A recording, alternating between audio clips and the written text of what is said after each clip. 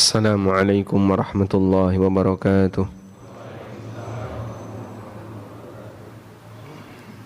Alhamdulillahi rabbil alamin.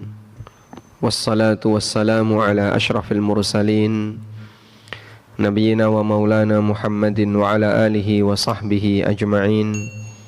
Wa ashhadu an la ilaha illallah wahdahu la syarika lah. Wa ashhadu anna Muhammadan abduhu wa rasuluh sallallahu alaihi wa ala alihi wa sahbihi wa man tabi'al huda ila yaumiddin.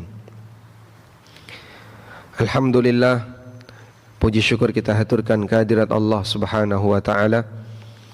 Di kesempatan pagi ini kembali kita lanjutkan kajian. Ini sebutannya bulanan sekali atau enaknya gimana Pak? Karena waktunya sudah enggak tertib lagi ini. Pokoknya kalau Jumat pas sempat, insya Allah kita mampir ke sini untuk sama-sama belajar. Dan barangkali agar nanti kajian kita berkesinambungan, saya mencoba membuka untuk mengambil tema tafsir, tapi dimulai dari juz amma.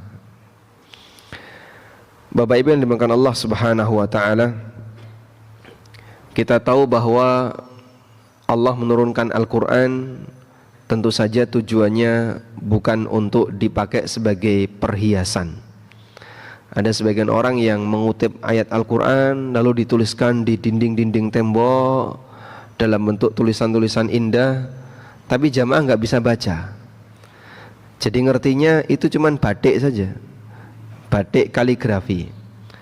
Bacaannya apa? Wallahu alam. Terjemahnya juga nggak tahu, sehingga tidak berfungsi sebagai peringatan. Padahal Allah Subhanahu wa taala turunkan Al-Quran untuk dijadikan sebagai peringatan. Allah tidak menurunkan Al-Quran agar dijadikan sebagai jimat.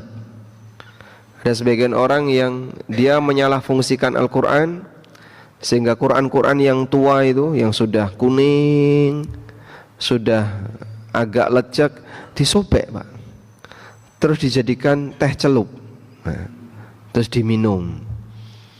Ada juga yang disimpan lalu ditaruh di mana? Di loteng, ditaruh di jendela, disisip-sisipkan. Nah, ini semuanya adalah boleh kita sebut salah fungsi, salah penggunaan Al-Quran. Allah tidak menurunkan Al-Quran untuk tujuan itu. Tapi apa tujuannya? Allah Ta'ala berfirman, Kitabun anzalnahu ilaika mubarakun liyadabbaru ayatihi.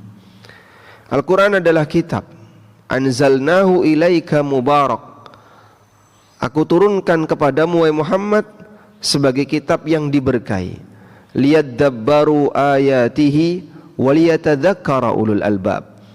Agar kalian mentadabburi ayat-ayatnya, merenungkan ayat-ayatnya, dan agar ulul albab, orang-orang yang berakal, mereka bisa mengambil peringatan darinya. Di ayat yang lain Allah Subhanahu wa taala jadikan Al-Quran sebagai hudan lil muttaqin. Allah Ta'ala mengatakan, Dzalikal kitabu la raiba fihi hudan lil muttaqin. Itulah kitab yang tidak ada keraguan di dalamnya, yang merupakan petunjuk. Nah, untuk dijadikan sebagai petunjuk berarti prosesnya adalah kudu disinauni, diwaca, disinauni, dimengerti, barulah jadi petunjuk. Sehingga kalau misalnya Pak, kita ini sehari-hari berapa kali menggunakan Quran sebagai dalil Pak?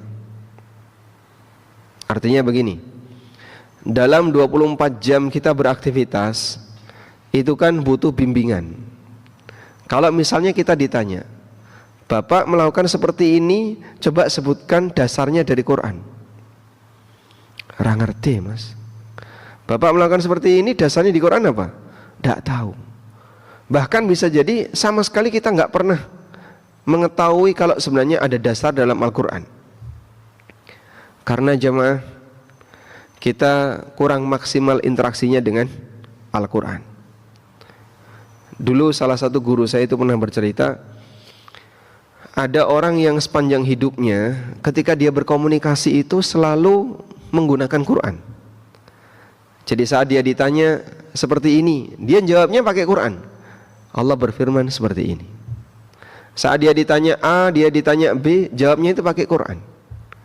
Nah, itu orang yang interaksinya sangat dekat dengan Al-Quran, sehingga betul-betul Al-Quran dijadikan sebagai panduan hidup. Aku ngerti seperti ini ya karena Al-Quran mengatakan demikian ya. Aku ngerti seperti ini karena Quran berfirman atau Allah berfirman demikian. Sebagai contoh, Nabi Muhammad SAW sendiri pernah ditanya oleh seseorang, "Ya Rasulullah, aku ketiduran, lalu sampai berakhir waktu sholat belum bangun, baru bangun setelah waktu sholat habis. Lalu apa yang dilakukan oleh orang yang seperti ini keadaannya?" Kemudian Nabi SAW perintahkan kepada orang ini, segera kau kerjakan ketika kau bangun. Lalu beliau membaca firman Allah Ta'ala, "Wa aqimis salata li dzikri." Tegakkanlah salat li dzikri. Nah, di situ ditafsirkan oleh beliau, ketika kau mengingat aku. Maksudnya saat orang tidur kan dia nggak sadar. Begitu dia sadar, dia bangun, dia sadar, ingat Allah, segera kerjakan salat. Nah, itu salah satu di antara contoh penggunaan ayat Al-Quran untuk dijadikan sebagai dalil jawaban. Ada sebuah kisah yang walaupun sebagian ulama menilai kisah ini sebagai riwayat yang dhaif, tapi ada sebagian yang menganggap ada kemungkinan valid sampai Umar bin Khattab radhiyallahu anhu. Amirul Mukminin Umar bin Khattab radhiyallahu anhu dikenal sebagai orang yang sangat interaktif dengan Quran. Sampai beliau itu disebut wa kana waqafan bil Quran. Amirul Mukminin waqafan bil Quran. Waqaf bil Quran maksudnya adalah sikapnya itu selalu sesuai dengan Al-Quran. Jadi suatu ketika beliau punya kebiasaan kalau keliling-keliling di kampung itu belusuan. Nah, suatu ketika Amirul Mukminin mencium ada aroma khamr di sebuah rumah. Mencium aroma khamr di sebuah rumah. Didekati, loh, ada orang yang sedang minum. Akhirnya beliau lompat untuk menyergap orang itu. Lompat, pas tepat ketika beliau turun ketemu dengan seorang pemuda sedang minum khamr ditemani dengan seorang wanita. Akhirnya diingatkan oleh Umar, bertakwalah kepada Allah. Allah Subhanahu wa ta'ala haramkan dirimu untuk minum khamr. Kenapa kau minum khamr? Apalagi ditemani oleh seorang wanita. Ini apa-apaan? Mau ditangkap. Maka lelaki tadi mengatakan, "Ya Amiral Mukminin, aku salah sekali, tapi Anda salah 3 kali." Beliau kemudian diam. Coba sebutkan apa kesalahanku. Pertama, Allah Subhanahu wa ta'ala perintahkan, wa'tul buyuta min abwabiha wa anta ta'til buyuta min jidar.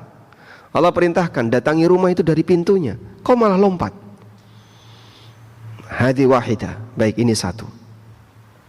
Yang kedua, Allah melarang kau tajassus. Wala tajassasu wala yaghtab ba'dukum ba'da. Jangan melakukan tajassus. Tajassus itu memata-matai. Sehingga kalau kau tidak melihat maksiat di depan matamu, kemudian dengan cara seperti ini kau mengendap-endap lalu untuk mengincar orang yang sedang berbuat maksiat, itu tajassus. Dan Allah melarang wala tajassasu. Umar mengatakan hadits tsaniyah, ini yang kedua. Yang ketiga, Allah perintahkan agar kau tidak masuk rumah kecuali dengan izin pemiliknya. La tadkhulul buyuta hatta tasta'nisu wa tusallimu ala ahliha. Kau tidak boleh masuk rumah sampai kau minta izin dan beri salam kepada penghuninya. Kau tidak minta izin kepadaku. Maka kau salah 3 kali dan aku salah sekali. Akhirnya beliau keluar. Ini contoh innahu kana waqafan bi kitabillah. Itu yang kita maksud tadi, interaktif dengan Quran begitu dekat. Sehingga saya berbuat A karena Allah berfirman seperti ini, saya berbuat B karena Allah berfirman seperti ini. Kita belum bisa hidup seperti itu. Kalau bisa demikian, itulah yang dimaksud membumikan Al-Quran. Al-Quran betul-betul ada dalam aktivitas sehari-hari. Saya pernah baca buku, waktu itu saya baca ketika saya masih SMA. Ditulis oleh Buya Syafi'i Ma'arif, ya. Mantan ketua Muhammadiyah rahimahullah. Judulnya membumikan Al-Quran. Istilah itu sudah ma'ruf di kalangan para intelektual Muhammadiyah masa itu, dan mereka mengajak kepada kaum muslimin, pahamilah Al-Quran untuk bisa diterapkan dalam dunia nyata. Pahami Quran untuk bisa diterapkan dalam aktivitas sehari-hari kita. Dan itu dimulai dari belajar. Belajar yang paling dasar untuk Al-Quran itu apa, Pak? Belajar yang paling dasar untuk Al-Quran itu apa? Membaca. Belajar yang paling dasar adalah membaca. Berarti tugas kita sebagai muslim kudu iso maca Quran. Wajib bisa baca Al-Quran. Nek ra iso, Pak, ya aja dirawati. Nek ngerti ra iso, jangan dibiarkan saja. Sehingga merawat tidak bisa itu keliru. Padahal itu wajib bagi dia untuk bisa. Memang ada bagian yang orang ketika nggak bisa ditoleransi. Misalnya, aku nek kon ngitung waris aku kurang ngerti. Nggak apa-apa, Pak. Bapak bisa minta tolong orang lain untuk ngitungkan. Tapi aku nek kon maca Fatihah ra iso, ya Bapak bisa minta tolong orang lain untuk membacakan. Berarti apa niku? Hah?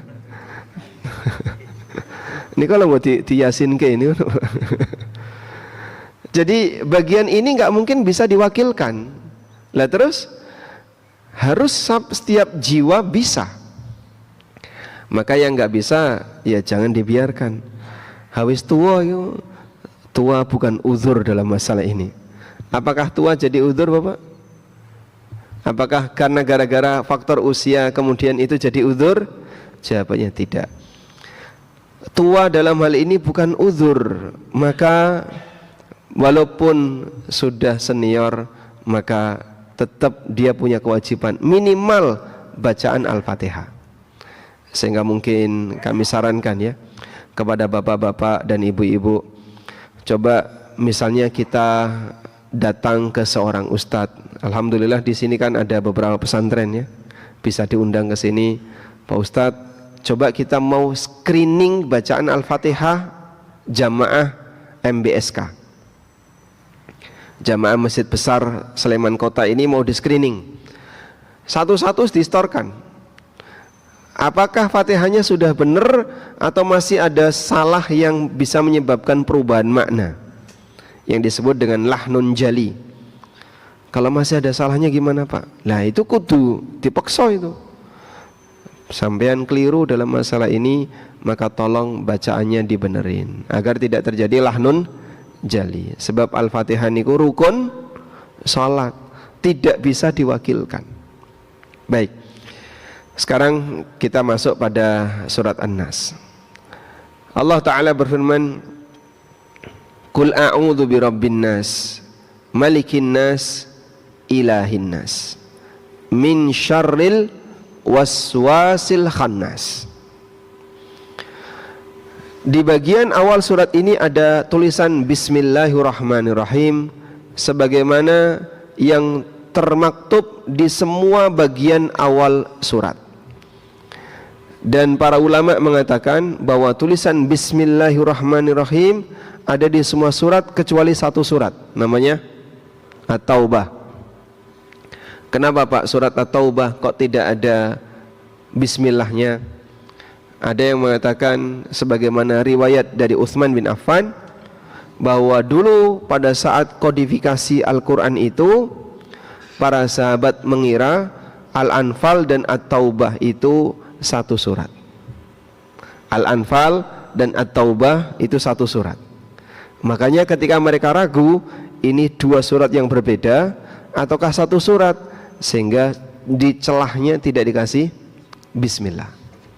Itu berkaitan dengan latar belakangnya. Sementara ada penjelasan hikmahnya. Hikmahnya dijelaskan. Apa hikmahnya tidak ada bismillah di awal surat At-Taubah? Karena di bagian awal dari surat At-Taubah itu isinya ultimatum yang diberikan oleh Allah Subhanahu wa taala kepada orang-orang musyrikin dan orang-orang kafir. Bara'atum minallahi wa rasuli. Permusuhan dari Allah dan Rasulnya bagi orang-orang musyrikin agar mereka meninggalkan kota Mekah dan tidak boleh bertahan di kota Mekah. Maka bagaimana mungkin ayat yang isinya ultimatum tapi diawali dengan penyebutan sifat Ar-Rahman dan Ar-Rahim, sehingga tidak ada kalimat bismillah di bagian awal itu.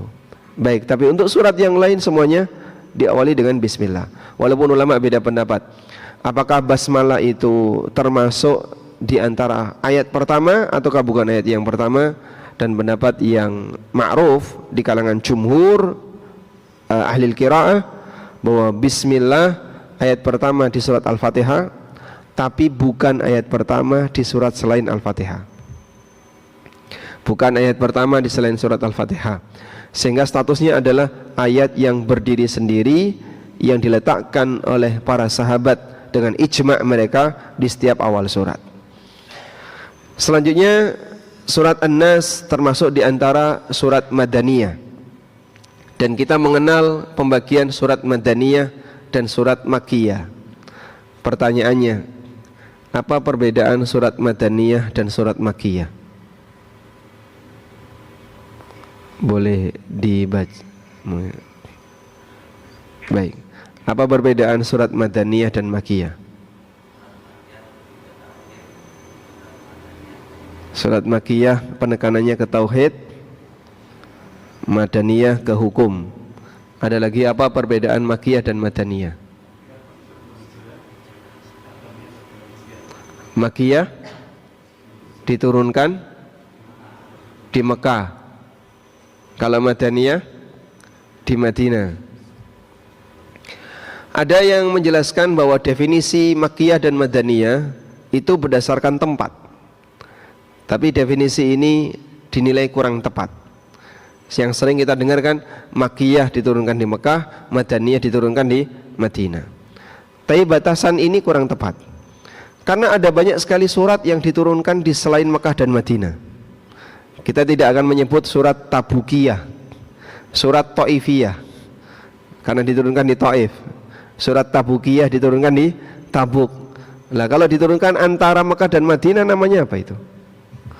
Surat Baina Makkah wa Madinah. Jadinya kurang begitu mencakup kalau definisinya berdasarkan tempat. Tapi yang lebih tepat, definisi perbedaan Makkiyah dan Madaniyah itu berdasarkan waktu. Sehingga Makkiyah diturunkan sebelum beliau hijrah, Madaniyah diturunkan setelah beliau hijrah. Itu lebih tepat. Oleh karena itu, kira-kira surat Idza Jaa Nasrullahi wal Fath turun di Arafah, berarti Madaniyah atau Makkiyah? Idza Jaa Nasrullahi wal Fath turun di Arafah saat haji, Madaniyah atau Makkiyah? Itu masuk kategori Madaniyah. Loh, walaupun dia akan turun di Arafah, Pak, sebelahnya Mekah loh itu. Iya, karena dia diturunkan setelah hijrah, bahkan mendekati wafatnya Nabi SAW. Baik. Qul a'udzu birabbin nas. Qul a'udzu birabbin nas. Katakanlah aku berlindung birabbin nas, dengan Rabbun nas. Coba Bapak tirukan kalimat saya ya. Katakan saya mukmin. Katakan saya muslim. Katakan disertakan enggak? Ucapkan saya muslim. Apakah kata ucapkan disertakan? Hah? Gimana? Kalau itu wahyu harus disertakan. Baik. Kita kalau misalnya diperintahkan kayak gitu, ucapkan saya muslim. Kita cuma mengucapkan saya muslim. Kata ucapkannya ditinggalkan. Paham, Pak? Baik. Tapi Nabi SAW kulnya juga disertakan. Qul a'udzu birabbin nas. Beliau mengatakan qul a'udzu birabbin nas. Sehingga tetap diawali dengan qul. Beliau tidak mengatakan a'udzu birabbin nas. Paham? Yaqulu rabbi qul fa aqulu qul. Allah mengatakan qul, maka saya katakan qul. Sehingga qulnya tidak hilang, tapi disertakan. Demikianlah amanah yang ada pada sifat Nabi SAW. Amanah beliau, sifat amanah beliau, sampai apapun yang Allah firmankan tidak ada yang dikurangi. Rabbun nas, malikin nas, ilahin nas. 3 sifat ini adalah sifat Allah Subhanahu wa taala. Dia adalah Rabbun nas. Apa makna Rabb? Rabb artinya yang menciptakan, yang memiliki dan yang mengendalikan, itulah Rabb. Sehingga kalau Allah menyebut dirinya Rabbul Alamin, maka dia yang menciptakan alam, yang memiliki alam dan yang mengatur alam. Allah Rabbun nas, berarti dia adalah yang menciptakan, memiliki dan mengatur manusia. Malikin nas, raja manusia. Di surat Al-Fatihah kita nyebutnya Maliki Yaumiddin. Dan di surat Al-Fatihah boleh dibaca dengan 2 cara.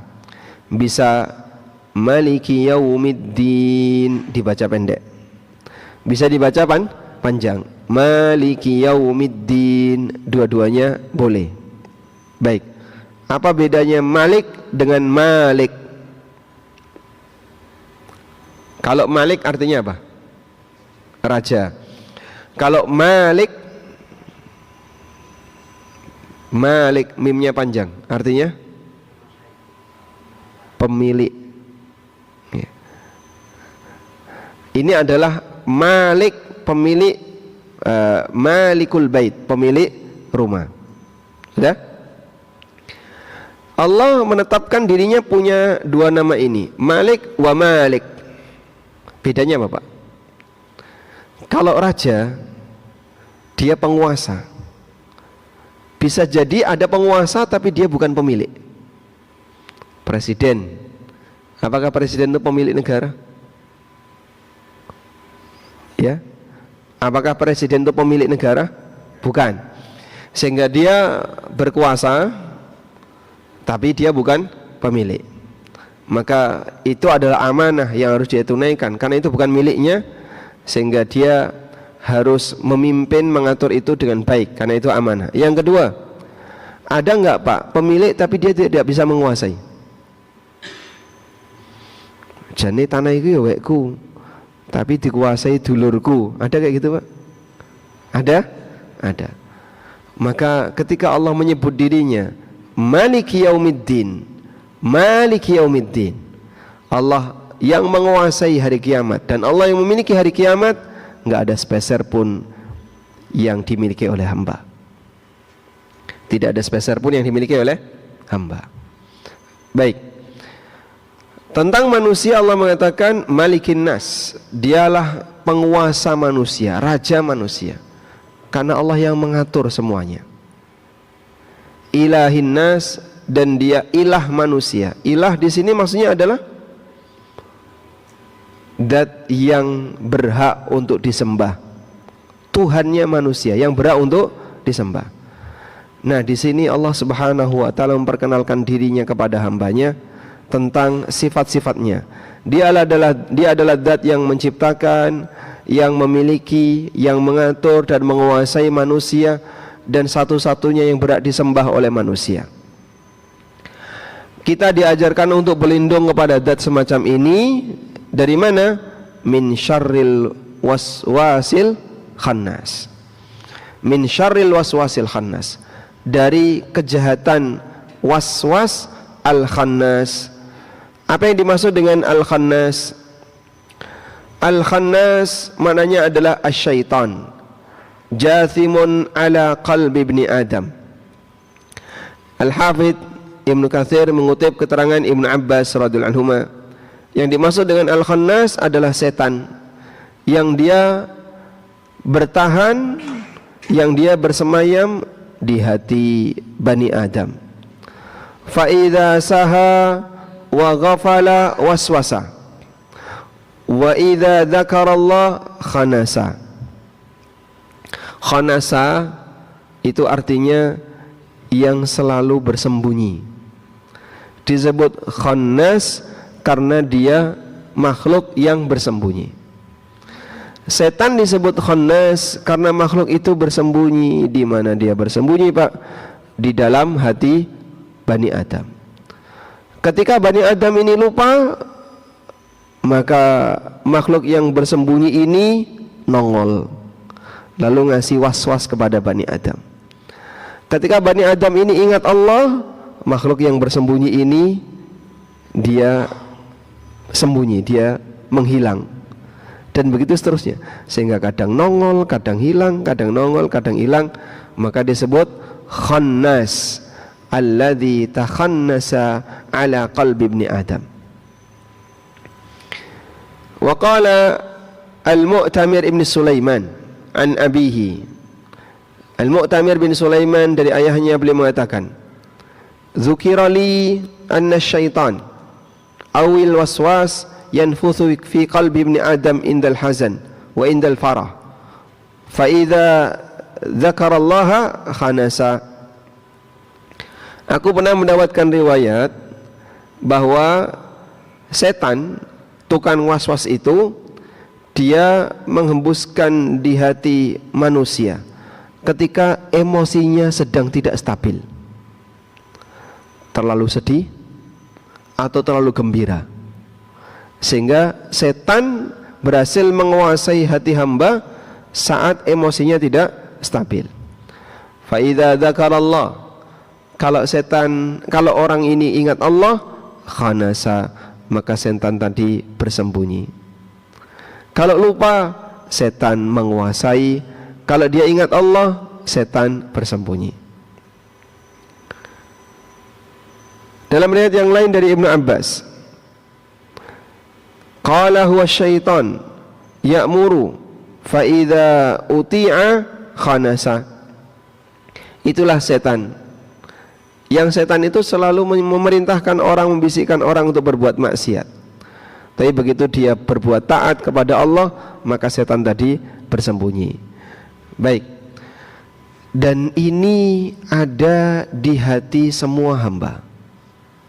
Dalam hati saya ada, di hati Bapak Ibu juga ada. Terus bisikannya kayak apa, Pak? Wong aku ya ora kroso. Ya jelas memang tidak terasa.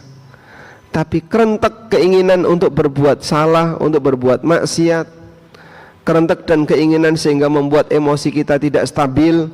Itulah efek yang kelihatan. Jadi mohon maaf, Pak, kalau Bapak lihat ya, lampu ini nyala, Pak ya. Lampunya nyala nggak, Pak? Nyala. Bapak lihat listriknya ada di mana, Pak? Listriknya kelihatan nggak, Pak? Nggak kelihatan. Tapi kita tahu kabel ini ada listrik yang sedang mengalir. Coba buktikan, disentuh, dicicipi, masya Allah. Wah, nyetrum, nyetrum ya. Loh, kok kamu kayak gitu, kenapa? Ada listriknya. Nah, kelihatan dari pengaruhnya, tapi tidak kelihatan dari proses.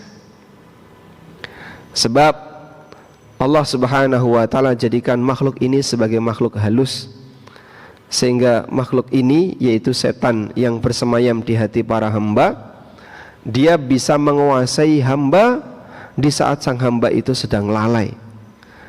Kemudian tiba-tiba muncul keinginan untuk berbuat maksiat, keinginan untuk bertindak jahat, tiba-tiba muncul emosi, kadang muncul merasa bangga, merasa sombong, iri kepada orang lain. Tiba-tiba itu ada.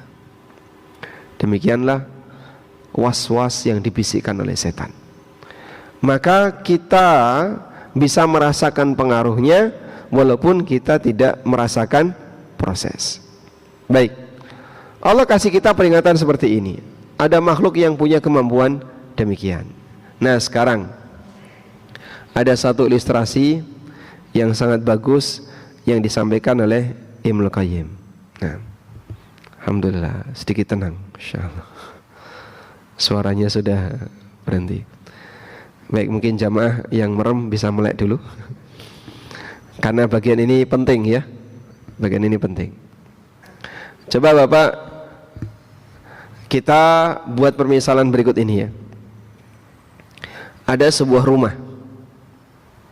Rumah ini sudah reot ya.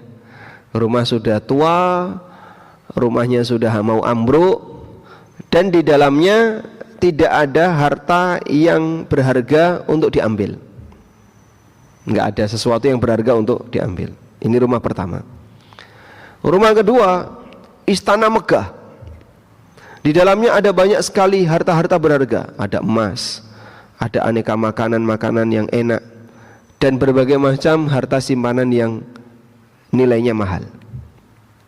Tapi istana ini dijaga oleh banyak penjaga dan selalu keliling ya. Yang ketiga, rumah biasa tegak, di situ ada sampah, dan di situ juga ada harta berharga tapi tidak banyak, benar?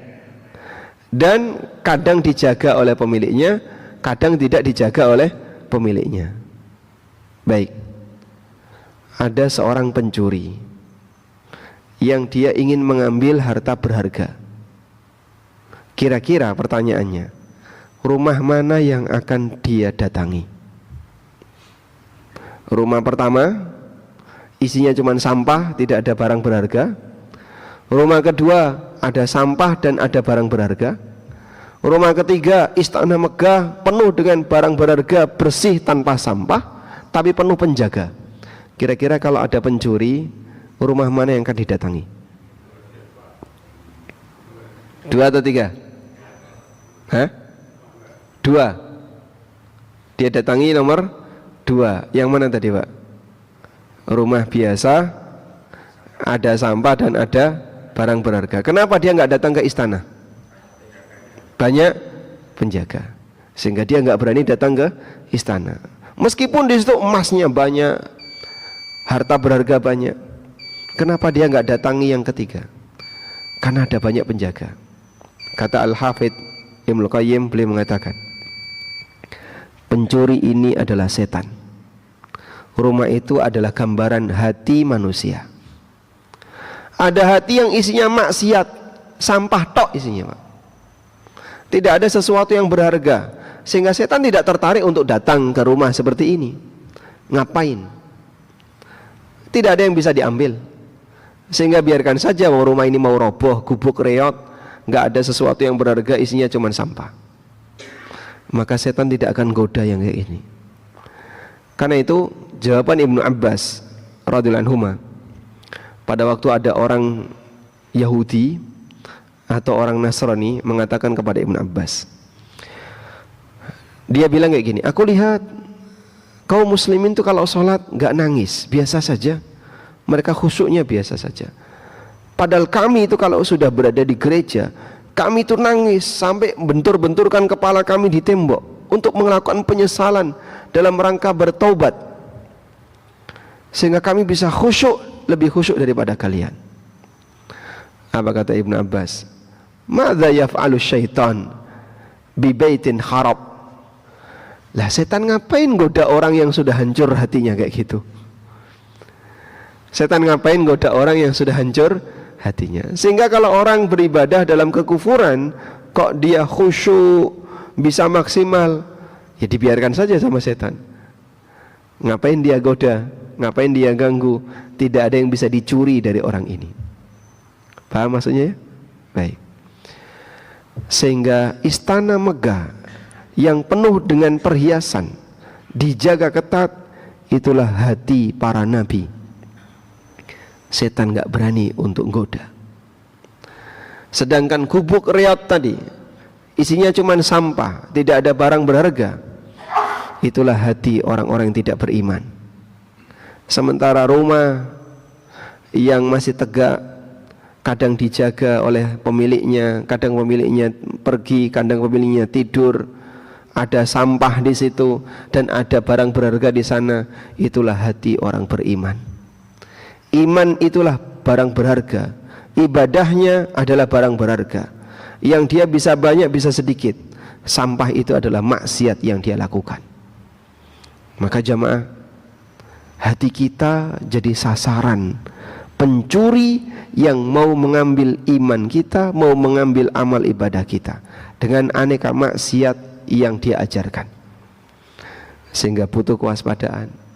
Nek sing duwe turu, yang punya rumah lagi tidur, pencuri dah datang. Kalau yang punya rumah sedang bangun, beraktivitas, dia sadar, ingat Allah, pencurinya ngilang. Huwal khannas, itulah al-khannas. Maka hati yang zikir itu hidup. Hati yang zikir itu hidup. Saat kapan kita itu sedang lupa Allah? Yang paling sering terjadi pada diri kita, nyekrol HP, Pak. Masya Allah, scroll HP. Tadi itu awalnya waktu buka, niatnya mau lihat kajian, tapi begitu buka, ada banyak sekali video-video yang menarik untuk diklik. Akhirnya ras itu kajian, Pak, lali, Pak. Wah, scroll gitu, Pak. Karena lupa dia. Akhirnya dia nggak jadi kajian, tapi lebih banyak hiburan. Itulah kita. Kadang dalam batin tiba-tiba terbesit niat pengen lihat yang enak dilihat, misalnya hal khannas. Begitu Anda ingat, astagfirullah, astagfirullah, terus kita tinggalkan, kita matikan HP-nya. Khannas, sembunyi dia, karena orangnya sudah bangun. Nah, ini pemilik rumah yang tadi sedang tidur sudah bangun sekarang. Begitu dia bangun, dia beraktivitas ibadah, pencurinya pergi, dan dia sudah berhasil mengambil sebagian dari harta yang ada di rumah itu. Sehingga dia berhasil menguasai pemilik ini untuk berbuat maksiat, naruh sampah di rumah itu. Nabi SAW memberikan gambaran, idza adnabal abdu dzanban, ketika seorang hamba itu berbuat dosa, nukitat fi qalbihi nuktatun sauda, maka akan dititikkan dalam hati hamba ini satu noda hitam. Fa in taba wastaghfara, ketika dia bertobat dan istighfar, sukila qalbuhu, maka hatinya dihapus. Noda-nodanya tadi diusap, dihapus. Wa illa zida fi qalbihi hatta ta'luwa qalbah. Kalau dia enggak bertobat, maka ditambahkan titik-titik tadi sampai menutupi permukaan hatinya. Apa kata Nabi SAW? Fadzalikumur ran, fadzalikum ran, itulah ran, kalla bal rana ala qulubihim ma kanu yaksibun. Disebabkan karena ran yang menutupi hati mereka karena perbuatan dosa yang mereka lakukan. Jadi hidayah enggak bisa masuk.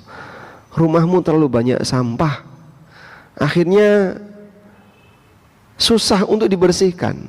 Barang berharganya jadi tidak kelihatan indah.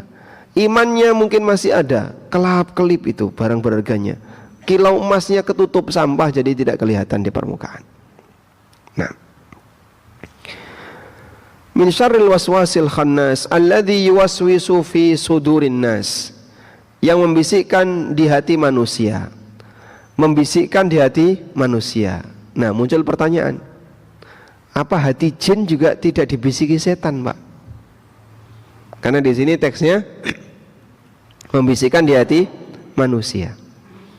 Kan jin juga makhluk yang bisa baik, bisa buruk.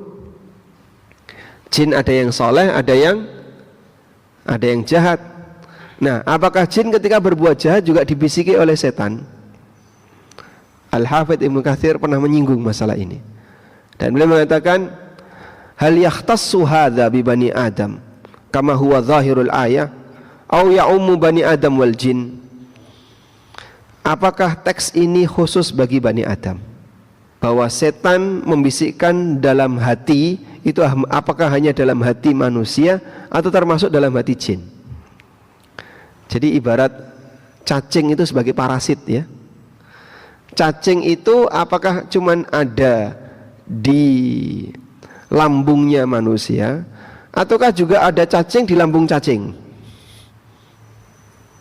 Nggih. Ada cacing di mana? Di lambung cacing. Kalau kita buat perumpamaan setan itu seperti cacing tadi. Fihi qaulan. Kata Al-Hafidz Ibnu Katsir ada dua pendapat ulama. Wa yakununa qad dakhalu fi lafdhin nas taghliban. Wa qala Ibnu Jarir wa qad istu'mila fihim rijalun minal jin fala budda fi itlaqin nasi alaihim. Kata beliau, ada dua pendapat ulama dalam masalah ini. Ada yang mengatakan itu hanya khusus bagi manusia, sehingga parasit cacing itu cuma ada di hati manusia.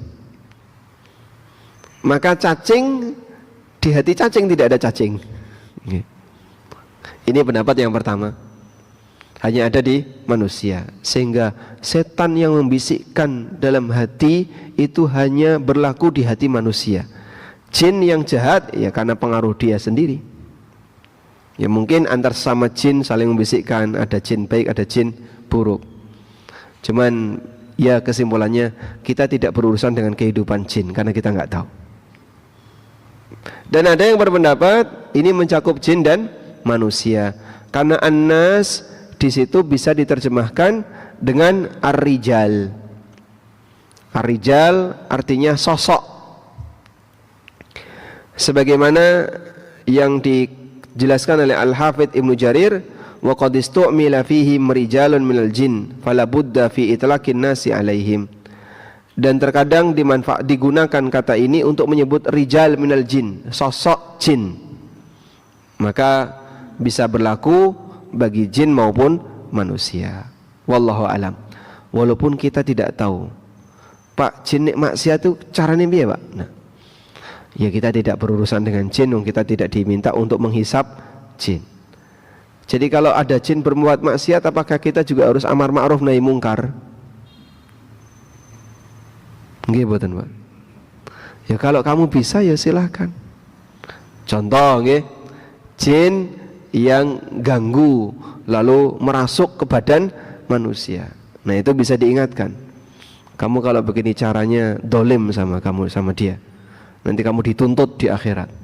Nah itu contoh amar ma'ruf nahi mungkar. Alladzi yuwaswisu fi sudurin nas minal jinnati wan nas, dari kalangan jin dan manusia. Sehingga yang membisikkan itu bisa dari kalangan jin, bisa dari kalangan manusia. Baik, ini menjelaskan alladzi waswisu fi sudurin nas, yang membisikkan dalam hati manusia, yaitu setan dari kalangan manusia dan jin. Sebagaimana yang Allah sebutkan di surat Al-An'am ayat 112. Wa kadzalika ja'alna likulli nabiyyin aduwa syayatinal insi wal jin yuhi ba'duhum ila ba'din zukhrufal qawli ghurura. Demikianlah kami jadikan setiap nabi itu punya musuh, setan dari kalangan jin dan manusia. Satu sama lain saling membisikkan zukhrufal qaul, kalimat-kalimat yang indah, ghurura, untuk menipu manusia. Dan sekarang kan banyak sekali ya buzzer maksiat, buzzer maksiat dan buzzer anti taat.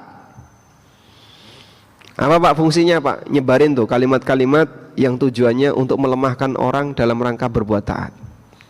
Udahlah, jangan jadi orang yang mabuk agama. Jangan jadi orang yang mabuk agama. Apalagi kalimatnya, jilbabi dulu dirimu sebelum kau jilbabi dulu hatimu sebelum kau jilbabi kepalamu. Gak usah sok suci. Itu bisikan-bisikan setan manusia kepada manusia yang lain. Ada pensiunan ASN ya, yang beliau cerita ke saya, beliau berada di lahan yang sangat banjir Pak, nggak cuma basah ya, banjir. Beliau cerita, dulu waktu saya kerja itu saya berusaha untuk gimana caranya biar nggak ngambil uang sepeser pun ya. Tapi teman-temannya itu ngasih motivasi. Cuman karena dia di posisi yang paling menentukan, kebijakan yang paling menentukan, beliau kalau ACC ya jebol udah. Kalau selama beliau tidak ACC, dana itu nggak bakalan keluar, nggak jebol. Akhirnya teman-temannya itu bilang, namanya A ya, ya si A ini sok suci. Jadi emang nama depannya diawali dari A. Si A ini sok suci. Kamu itu sok suci, si A sok suci. Sehingga dia disudutkan untuk tidak berbuat maksiat dengan cara apa? Dikatakan sok suci. Apa sih Pak kekurangan orang yang sok suci itu Pak? Lebih baik mana Pak? Sok suci sama sok najis? Hah? Jadi dia tidak salah, tapi disalahkan. Ada pernyataan yang pernah disampaikan oleh umatnya Nabi Lut alaihissalam. Umatnya Nabi Lut ketika diingatkan oleh Nabi Lut, mereka sudah gak punya jawaban. Lalu mereka bilang apa? Akhriju ala Lutin min qaryatikum innahum qaumun yatatahharun. Usir Lut dari kampung kalian. Dia itu orang yang sok suci. Jadi sama ya. Kalau sekarang ada orang yang bilang sok suci, maka dulu kaum Sodom yang homo itu juga mengatakan kepada Lut sok suci. Maka berbahagialah yang dikatakan sok suci. Wassallallahu ala nabiyyina Muhammadin wa ala alihi wa sahbihi wasallam. Ada yang mau ditambahkan jemaah? Nah, silahkan. Kurang berapa menit ini? Ini kurang berapa menit? Sudah selesai. Boleh ditambahi? Nah, ada pertanyaan tentang jin korin. Keberadaan jin korin ini disebutkan dalam hadis yang sahih. Nabi SAW pernah bersabda, "Ma minkum min ahadin illa qad wukila bihi qarinuhu." Setiap kalian itu diiringi oleh satu korin. Qalu wa anta ya Rasulullah. Lalu para sahabat bertanya, apakah termasuk anda ya Rasulullah? Kemudian Nabi SAW mengatakan, na'am wala ana. Iya, termasuk juga saya. Illa annallaha a'anani alaihi fa aslama fala ya'muruni illa bi khairin. Hanya saja Allah Subhanahu wa taala menolongku untuk bisa menguasai dan mengendalikan dia, sehingga jin korinku masuk Islam, maka dia tidak pernah memerintahkan aku kecuali kebaikan. Sehingga selalu ada jin yang ngintili kita ya. Apa istilahnya Pak? Ngikutin kita. Kemanapun kita bergerak, si korin ini akan selalu ngikut. Maka disebut korin karena dia menjadi teman dekatnya. Dan semua makhluk seperti itu. Semua manusia seperti itu. Baik. Lalu ketika kita memahami kayak gini, apa yang harus kita lakukan? Saat kita mau tidur atau berada di tempat-tempat yang kita harus buka aurat, Islam mengajarkan kepada kita aneka doa dan pelindungan, memohon pelindungan kepada Allah Ta'ala. Mau masuk toilet, doanya apa? Apa doa masuk toilet? Bismillah. Allahumma inni a'udzubika minal khubuthi wal khaba'ith. Apa fungsi bacaan bismillah?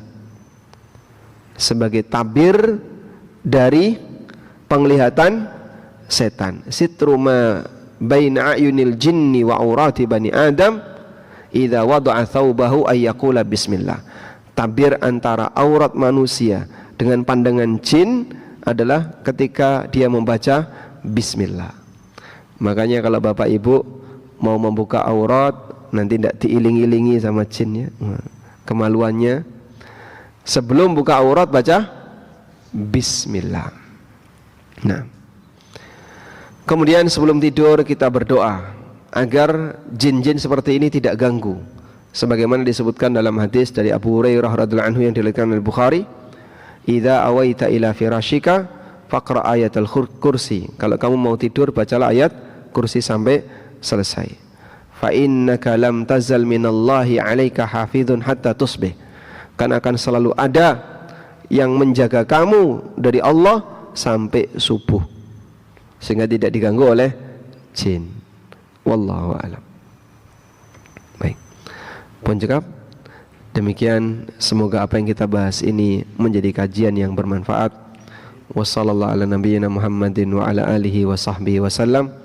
Wa akhiru da'wana anil hamdulillahi rabbil alamin.